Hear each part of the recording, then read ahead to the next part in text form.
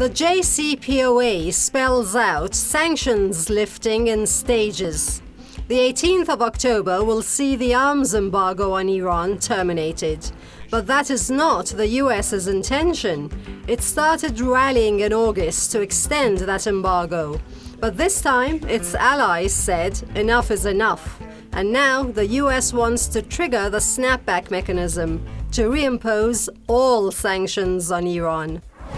All sanctions, meaning the arms embargo will stay in place, and Iran will have to suspend all nuclear enrichment-related and reprocessing activities. Because imports to Iran will be banned. Imports of anything that can contribute to those activities. But not to worry. In trying to incarcerate Iran further, the US is finding itself on the outside. I'm Leila Faramarzi, and you're watching Iran Today.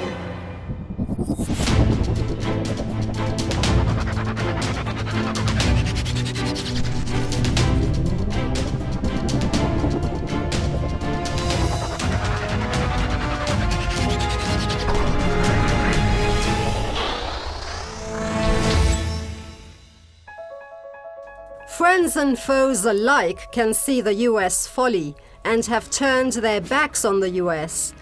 Experts and authorities are mostly vindicated in seeing the US isolated on the world political stage. Not accustomed to taking no for an answer, the US is battering on at closed doors to get the snapback mechanism triggered against Iran. Now, how would such action look from a legal standpoint, from the standpoint of international law? And should the US succeed, what will it mean for UN Security Council resolutions in future? I'm here in Parliament to ask some MPs. They are quite vocal today. When you sit at a negotiating table and accept all terms and then fail on all promises, naturally the world will lose confidence in you.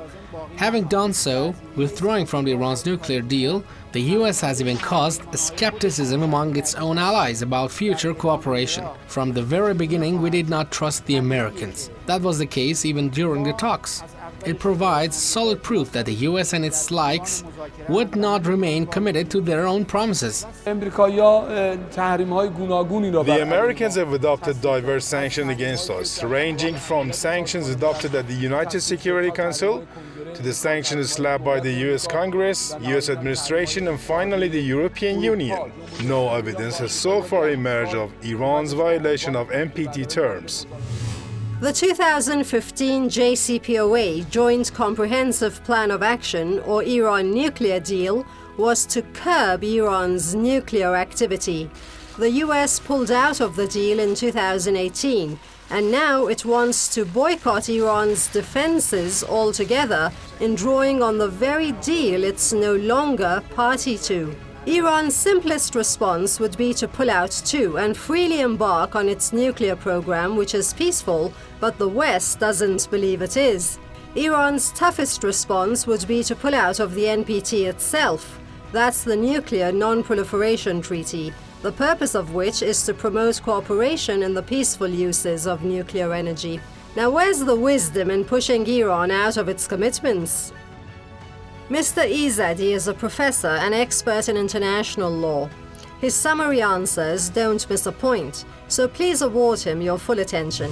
You know, the United States decided to follow this maximum pressure campaign to the level that no one basically in the world accepts it. The United States wanted to overthrow the government in Iran. They have not been successful, obviously. They wanted to get more concessions out of Iran, and they have not been successful. They're actually losing the concessions they get under the nuclear agreement. So the policy of maximum pressure campaign has failed. Mr. Mackey tends to include detail in his somewhat history-oriented analyses. He accepted an invitation to our studios. Can European countries and countries with a free economy save the JCPOA in spite of US bullying? Over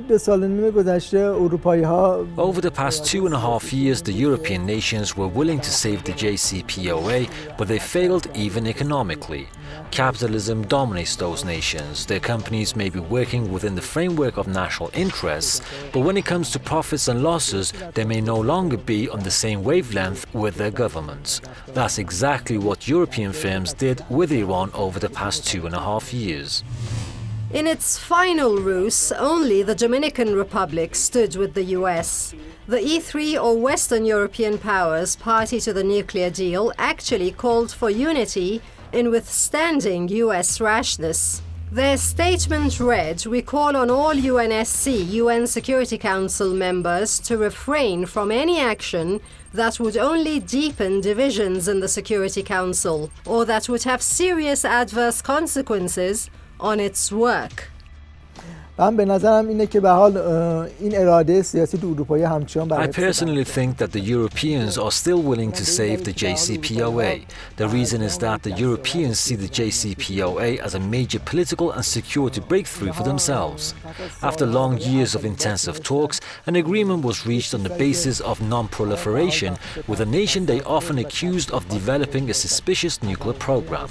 Any collapse of such security-inspired agreement would have security consequences for the European governments. Over the past 2 decades, when the Middle East has experienced serious crisis, unrest and insecurity, the Europeans have genuinely felt the consequences of security crisis and insecurity in this region. There's no legal ground and no common sense to the US demand, said Russia and China, Eastern powers party to the deal. To practically do something about it, Russia actually requested a meeting to discuss the US decision to trigger a snapback of sanctions on Iran. But seeing as the US objected to the meeting, Russia withdrew its request, saying it was unbecoming behavior for the US. Not only the US does not have any international legal base, it's actually violating international law every day. The US is a member of the Security Council. One would expect for a permanent member of the UN Security Council to follow UN resolutions. And you have seen what the US has done in the last year or so, punishing countries that want to follow UN resolutions, in particular 2231. So the US is not only not following international law, the US is a rogue state that is violating all types of international law, whether it's UN resolutions or other laws that need to be followed. Well, America's divorcing the JCPOA could be interpreted as breaking free of a familial marriage. A familial marriage would leave a cousin spouse with a little something of inheritance. And the US says, well, I'm a Security Council member and I have a say on the JCPOA, even if I'm no longer party to the deal. How would you respond? It is true that US was a participant of JCPOA when the agreement was announced in 2015. But in 2018, 2 years ago, the US officially ended its participation. If you go to the White House website, even today, the title of that document is US ending participation, ceasing participation. The title is ceasing, and when you go to the text of the announcement, it uses the word end.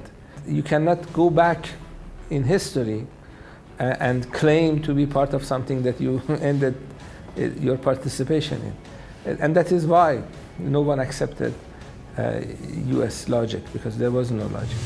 In making a fundamental mistake, the US lost the chance to use the tools of the UN Security Council. It then started using illegal tactics and verbal games to announce that Iran should be subject to new sanctions.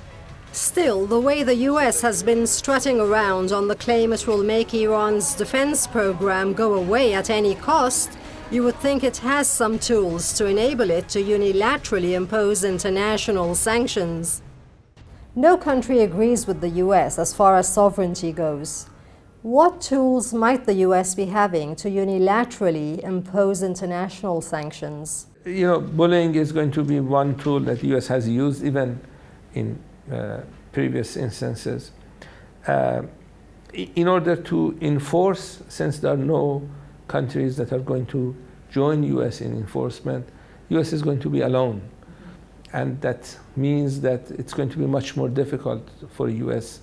to pressure Iran in comparison to when you have other countries joining. ببینید به حال آمریکایی‌ها به عنوان یک بزرگترین قدرت اقتصادی جهان The US, as the biggest economic and military power in the world, has the highest military spending in the world. Other nations are by far behind the US in terms of military spending. Therefore, the US wields heavy clout with global markets. Ever since Trump quit the JCPOA, owing to the US's influence on financial markets, the Americans managed to push European firms to choose between Iran and the US.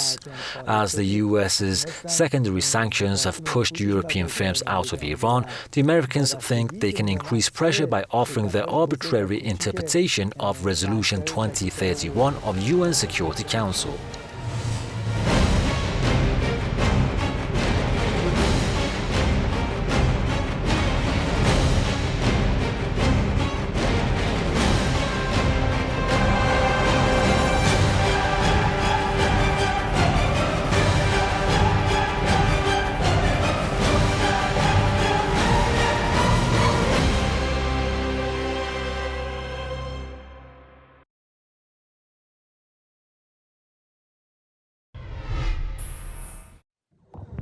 As the face and nature of diplomacy is distorted, rhetoric is becoming brash.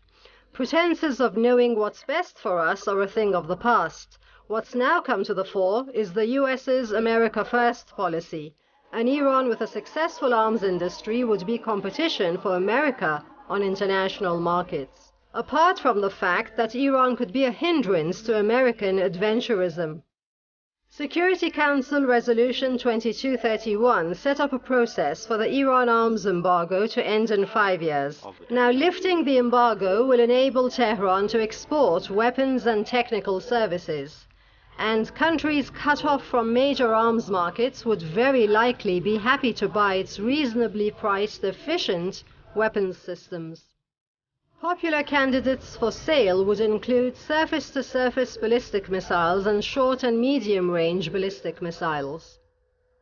Regarding military independence, independence in arms and weaponry, where does Iran stand internationally? How do we rank? You know, militarily, Iran is a very strong country, as has shown in the last many years, shooting down a very sophisticated U.S. drone with domestic technology.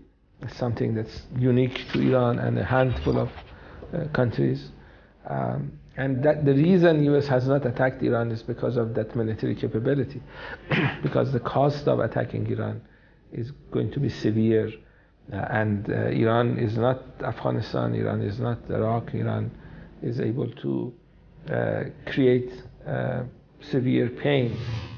America does deal plentifully, not only in more advanced weaponry, but also in light arms, even as a broker. Here it is. Light weaponry produced, say, in Eastern Europe has its uses to the US-led coalition. This is how. The coalition illicitly passes those weapons on to terror groups such as ISIS or Daesh and what was al-Nusra in Syria. Israel, for its part, operates out of the occupied Golan Heights to provide weapons, ammunition and logistical support to al-Qaeda rebels operating in southern Syria. Examples are aplenty. To see why Iran sees the US as the greatest threat to world peace and what defenses Iran itself has in the face of US threats, I'll be back in no time. To add spice, let's dip into other media outlets. To see what they have to say, I give you Shahrzad.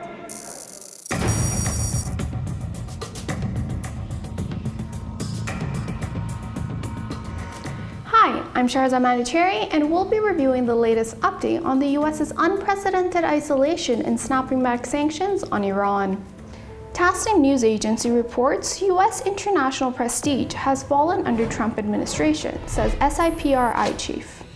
The director of the Stockholm International Peace Research Institute said that the US international prestige has fallen quite a long way under the Trump administration. The European governments who are genuinely angry with the US administration today would stand by the USA in a crisis tomorrow. I caution against reading too much into the current mood in and around the UN building in New York. International opinion polls, however, do confirm over many issues the US is more unpopular than it has been for a long time. It is pretty clear that the USA's international prestige has fallen quite a long way under the Trump administration, Dan Smith told Tasneem in an interview. Mirror News states Japanese professor says lack of legitimacy, unilateral actions reason for US failure. Professor Suzuki said that US failure at the UNSC is the result of the country's unilateralism and a lack of legitimacy, adding that Trump's re-election will mean Americans endorse unilateralism. The power of UNSCR can be generated from the willingness of the international community as a whole. International law is not like domestic law. It has to be backed with the willingness and commitment of the international community. Unilateral action is not the way forward to build international consensus. In an article by the Al Monitor, we witnessed Rouhani calls US snapback push final point of failure. Iranian officials have called the unilateral effort by the United States to implement snapback sanctions on Iran another failed attempt to enforce their will. President Hassan Rouhani said September 20th, the United States has been trying to once again place sanctions on Iran and has even increased its pressure in the last few months on other countries party to the Iran nuclear deal. Yet it has now reached the final point of failure. Rouhani said the United States has met failure every step of the way, even amongst traditional allies, and was not even able to stop the sanctions on arms from being lifted. That's all for this segment. We'll see you next week. Iran maintains countries that should be subject to arms embargoes in terms of exports and imports are precisely the United States and its allies. Master arms trafficker the Pentagon buys weapons from third countries to pass on to rebel and terror groups in West Asia and Africa, via its proxies and allies in the region. Abu Aliz is unit commander of the terror group that was called Jabhat al-Nusra, or the Nusra Front. He himself confirmed in a September 2016 interview that the US was sending weapons to al-Nusra through third countries. And yet he complained, yes, the US supports the opposition in Syria, but not directly. They support the countries that support us, but we are not yet satisfied with their support. This is more in line with the rule of jungle. Whoever has might has right. And in 21st century that becomes more difficult to force because in 21st century we are not living in colonial times, or we are not living in the 19th century. American allies passing on the US brokered weapons include Saudi Arabia, Israel and Qatar. And when Jabhat al-Nusra, or the Nusra Terror Front, was besieged, officers from Qatar, Saudi Arabia, Israel and America were there to reportedly advise in the use of satellites, rockets and reconnaissance and thermal security cameras. In a different context and in violation of their agreements with the US, Saudi Arabia and the UAE are sending US-made weapons to Al-Qaeda-affiliated fighters, Salafi militias and other factions waging war in Yemen. This leaves the US complicit in tens of thousands of civilian deaths in Yemen. The report, by the way, comes from US TV CNN itself. Now, either the US administration has known all along what its allies are up to, or the Pentagon has lost control of them, which is as dangerous. The US may have lost control of its Arab allies, and in overdoing its political pre-election stunts on Iran, it may have lost its Western allies. And in yet going down the same path, it may have lost its authority. By imposing sanctions on Iran, the US is imposing sanctions on all countries dealing with Iran, needing to deal with Iran, be they allies or otherwise. The US is even talking of rejuvenating Resolution 1929 to complete its desired snapback process. Fellow global decision makers deem such action illegal. In other words, America is pushing countries into ignoring its demands and authority. UNSC Resolution 1929 obligates all countries to inspect suspect shipments en route to Iran and to destroy any banned cargo.